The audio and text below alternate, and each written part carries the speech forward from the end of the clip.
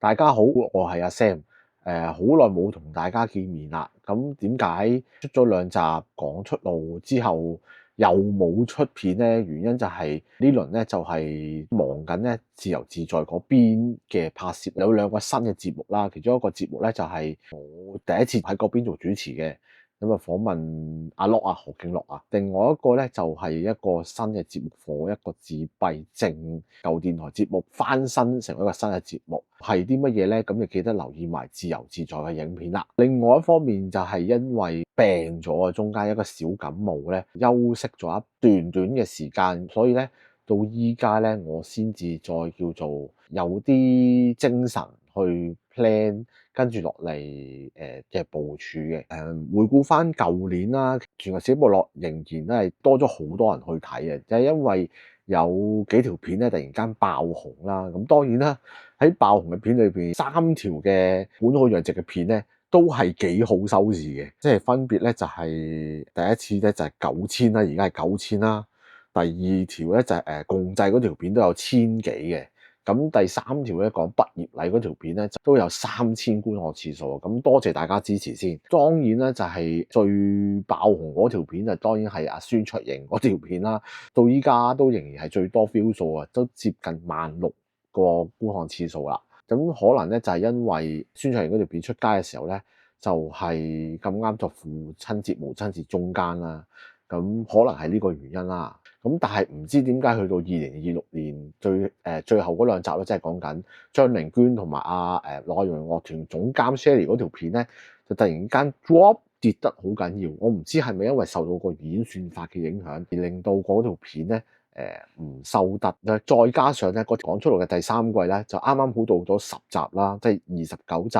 咁所以就喺1月嘅時候就草完咗，咁啊再慢慢 plan 緊下一季嘅節目。我就喺IG 限時動態咧，我就出咗呢個咁嘅我嘅重點訪問名單嘅。喺呢3季嘅講出路裏邊咧，我好想揾呢啲嘉賓，但係咧就種種唔同嘅原因咧，到依家都未能成事啊。簡單咁介紹下呢個名單裏邊嘅嘉賓啦。咁啊，第一個嘉賓咧就係蕭偉雄導演啊。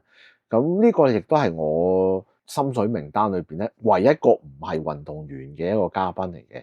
咁點解要揾佢咧？咁其實都係同之前嗰啲集數有關嘅。蕭偉雄導演曾經咧就係喺我訪問余祖堂嗰條片嘅時候咧出現過㗎啦。因為咧佢就係拍攝媽媽我有一條了不起的神經，咁就係一個自閉症青年成長嘅紀錄片嚟嘅。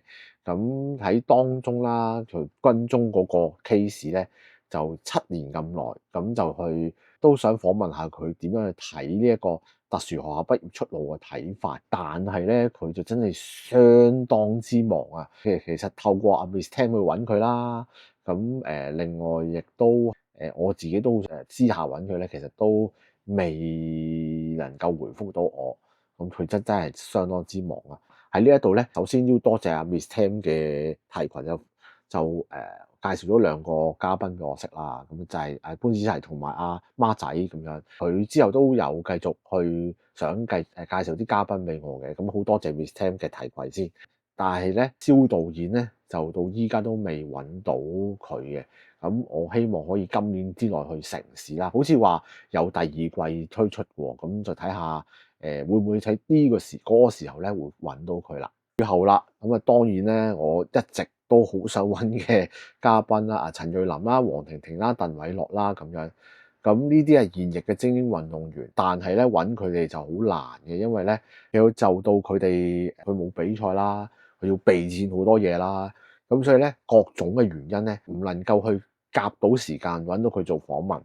都曾經係有機場接送之旅啊，咁或者係去陳怡興食飯咧，都有接觸過佢哋嘅。咁但係都係唔太想影響佢哋備戰，所以都冇問佢做訪問。之前因為有訪問過張晉樂同埋阿嚴正熙嘅經驗咧，咁特別係張晉樂嘅影片，因為喺一啲大型運動會出賽人咧，或者係直情係攞埋獎牌嘅話咧，佢嗰段訪問影片個 view 數咧就會有一兩日突然間啵一聲升少少，咁就係應該就係因為嗰陣時好想去了解下呢一個運動員，咁所以咧先至去揾翻佢嘅片嘅。即係再之前陳瑞琳攞到銀牌嘅時候咧，其實都有一啲好舊嘅成績速報嘅片咧，都突然間爆升嘅，所以我就覺得呢一樣嘢係有用嘅。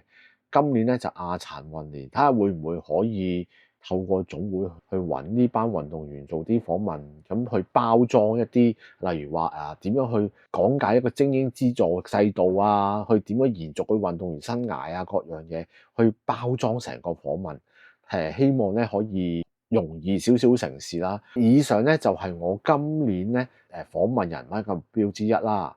咁但就算未成事咧，我第四季嘅講出路咧係一定會繼續嘅，而且我都揾到啲嘉賓嘅，咁就可以放心，應該會大概4月度就會出街㗎啦。今年咧適逢香港特奧會50週年啦，咁咧就都好想咧同香港特奧會有啲尋求合作嘅機會啦，咁睇下有冇咁嘅空間去尋求合作，去做一啲節目咁樣啦。如果想收到我哋最新資訊咧，記得訂閱、讚好同埋追蹤我哋全球師姐部落社交平台。拜拜。